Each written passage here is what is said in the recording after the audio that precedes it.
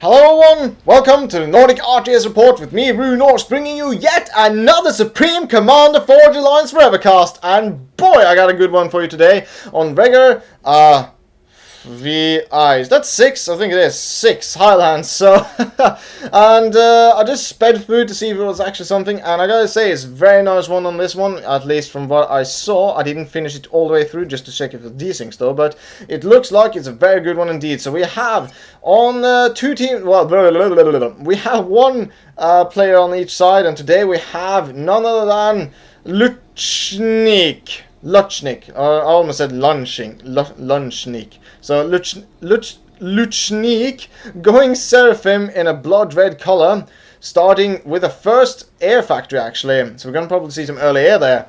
And now down here we have Dojah. I thought of Dojah when I saw that actually, like Dovahkiin from Dragonborn and like Skyrim and stuff like that. But anyway, he's going in a lovely blue and going Cybran first land. So it is a ladder match actually. So let's see though what happens though. Down here though, we see as well, and as we kind of expected, the first production thing after an engineer is going to be a bomber actually out from LUCHNIK's base. It's going to be interesting to see if he managed to take something over here though. It doesn't seem that Dojah is expecting an attack like that, so it will be interesting to see what he plans to build. And LUCHNIK is just casually moving off with his commander, not really suspecting a thing. But now we see though that the bomber is coming out for the conveyor belt for LUCHNIK. Why do people choose so difficult names? I know, for example, Norse is not that difficult, like it is difficult in a way, but it's easy to pronounce, I would suppose. Of course, they don't really expect people to like talk about them openly, like, you know, like, oh, did you hear about this famous person LUCHNIK? Who? LUCHNIK, yeah, but anyway, I'm getting ahead of myself. Now we see though that a bomb is coming in here though from LUCHNIK, and it's going down and it's gonna actually hit. Let's see where it goes. It goes and take out one engineer and actually takes damage. And what do we see here? Oh, we see some fantastic hovering here. I don't care what people says. This is fantastic. I haven't been able to do that yet.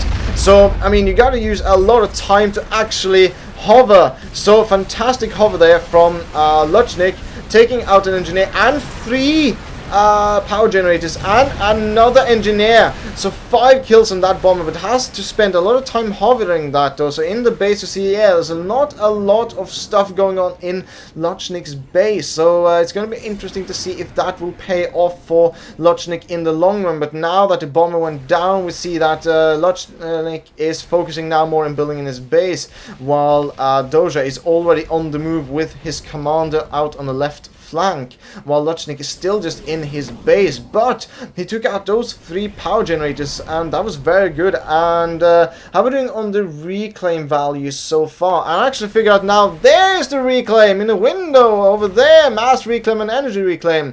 That is going to make things so much easier. So so far LUCHNIK has reclaimed about 353 mass, oops, sorry. What did I do now? There we go. And energy-wise, 189, while Dojah has nothing reclaimed actually, which is surprising. Oh well, you know, it's going to be interesting to see though. He probably has a plan like they all do. And I'm going to now speed things to +2 because that was an interesting start of it actually. I forgot to put it to +2 since I was talking, and you know, once I start talking, things can get rather... But anyway, we see now though that LUCHNIK is moving out with his commander, and I do wonder though if this will actually give LUCHNIK the advantage or the edge. But Dojah managed to get his commander out further though, so I mean, it's always a debate. Will the early bomber and taking out things in the enemy's base pay off, or will it just slow you down? I suppose a very good player will be able to like use that to his or her advantage, but I don't actually know. I haven't really tried a tactic yet to its full extent. I haven't tried to hover. I'm not good enough yet. But now we see though that scouts are being sent out for both teams, and we see 2 mantis here with a mole coming on the side here. It's going to be interesting to see. It's going to be interesting to see what will happen. I do apologize sometimes if I speak a little bit too fast. I get very energetic, very excited, and I kind of forget what I'm supposed to do. in the sense of actually letting people that watch this understand what I'm saying. So yeah, we got that going for us. But now we see that these mantis are coming in here though, and no sort of microing, so these mantis are going down, but not without taking down one of these farms. And what I figured out since I have been gone and now returned is that boom, I can press Control Shift and wow, I can see every single like main mass wreckages and stuff like that, and rocks and everything. So you can actually see all the mass value where all the mass is. So that is fantastic. Does that work when you have this? Yes, so you can see where every single piece of mass is. So that's fantastic. And whoa, now we can see that Dojah has reclaimed about 1,500 mass, while LUCHNIK has about 1,000 only. So Dojah is rapidly picking himself up again. And now we see though that a force of units are slowly creeping up now. That looks like a hit and run force, with interceptors now ready on the go for Dojah. But now as well, LUCHNIK seems to be getting his Zuis up here though, to attack these gun emplacements, so that he will be able to reclaim this and build on these two mass points. And these engineers are standing here in the back waiting to see what is going on, while the other tactic that has been going on here with Dojah is that he's just built a land factory there and probably just going to send units over here when the time is due.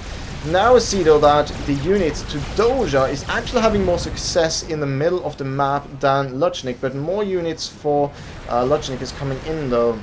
So don't know how that will go. But now we see, oh, what is this?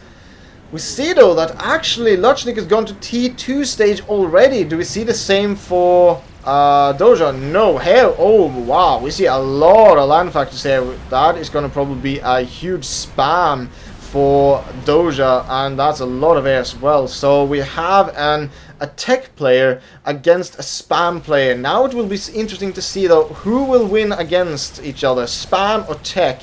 I mean, as far as I've seen from the different kind of tactics, in the early stages, spam can actually have a very good chance against the tech, because the tech is very limited to its operational area. I mean, you have 3 Elshivers that can do a lot of damage, but if you send a lot of spam here on the left flank, in the middle, and the right side, you have to like choose where do you want your tech to be. So in that sense, early on, if Dojah is actually pushing forward very fast, he can do things.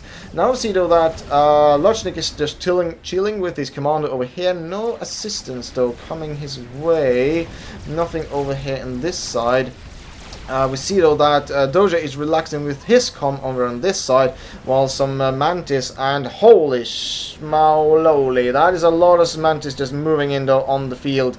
And some of them have taken a little bit damage, but that is a force to be reckoned with, especially when you have so much spam just coming off the conveyor belt all the time. We have some units here and there, and LUCHNIK is well in place. He has seemingly more mass though than Dojah actually, so eco-wise it looks like yeah, it looks like LUCHNIK is actually doing better. But now, oh my, what, oh, has Dojah seen something I did not?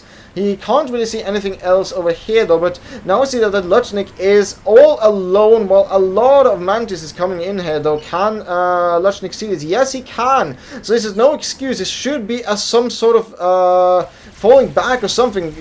Send your command now that, okay, so this gun emplacement is done. Now I would get my commander scrawny ass back out of here, because now we're going to see what happens though. We see over here that there's some 4 jesters here, and they're actually moving in now. A lot of mantis now see that the commander is here now, and they start conveying on LUCHNIK position. This can be very dangerous for LUCHNIK if he doesn't get his ass out of there. But now the jesters are coming in as well, and an overcharge take out 2 of the mantis. Not very good though, but does he have access to more? Yes, he has access to more overcharge, and need to carefully place his shots though. But now he's taking a lot of fire. He needs to get his ass out of there, but now 2 Ilsevers are coming in here providing extra support fire, but needs to just move out of the way now and send in overcharges at the clumps of units. Now the Ilsevers are coming in though, and now more of the interceptors coming in, but they've been set on the patrol route. That is horrible. They should have been manually targeted to take out these jesters, because it's going well into the red now, going into 2,000 health points and going steadily down and going into 1,500 health points right now, taking an overcharge, only taking out 1 mantis, and I think this is over. He has no way of getting out of this, and at the Oh! At 12 minutes and 4 seconds, LUCHNIK is taken out of the game at a very surprising turn of event. Being overextended with his commander with no support helping him, but fantastic play in the early stages of the game. Fantastic play to see how it all just started, the early bomber. And if LUCHNIK, I suppose, if he had tried to, for example, push his advantage or like be, I don't know, more aggressive, he had a lot of illustrations here he could have used, but now we see also that, hey, in retrospect, a lot of Mantis would be coming from behind to ram their metal insect legs up his base arse. But anyway, fantastic match, fantastic plays from both sides, and it's a lovely match indeed. Also, as a final note, I want, if any one of you know of any replays, if you've seen this far, I thank you. And if you have any replays at all, it doesn't matter if they're like 5 minutes, 10 minutes, 15 minutes, 20 minutes, 30 minutes, send them to me. I would love to take a look at them, and I'll do what I can and see if I can cast things. So, but anyway, yeah, I'm gonna end this video here now. So thank you guys for watching this. If you liked this video, press that like button, and as always, I'll see you in the next video.